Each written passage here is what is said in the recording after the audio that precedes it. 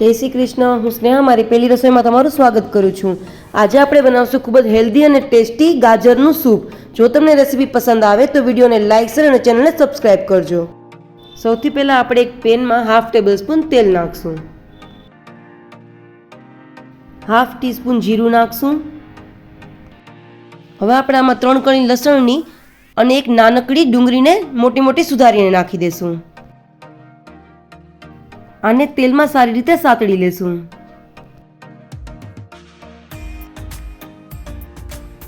હવે આપણે આમાં 2 મોટા ગાજર જેને મેં છોલી અને ધોઈને તેના ગોળ ગોળ પીસ કરી લીધા છે તે નાખી દેશું.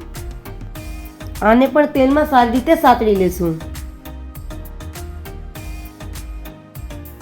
ગાજર થોડા થોડા સોફ્ટ થવા લાગ્યા છે. હવે આપણે આમાં એક નાનો ટુકડો આદુનો નાખી દેશું.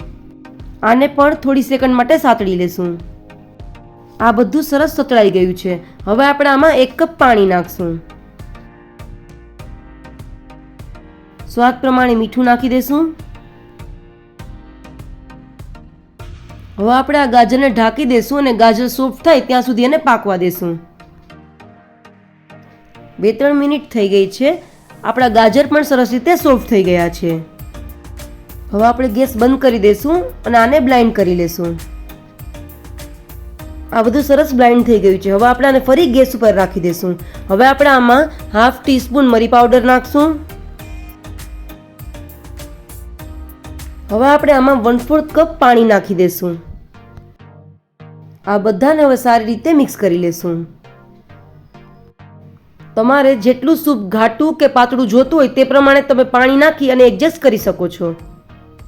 હવે આપણે આ સૂપને 1 થી 2 મિનિટ માટે સરસ રીતે ઉકાળી લેશું.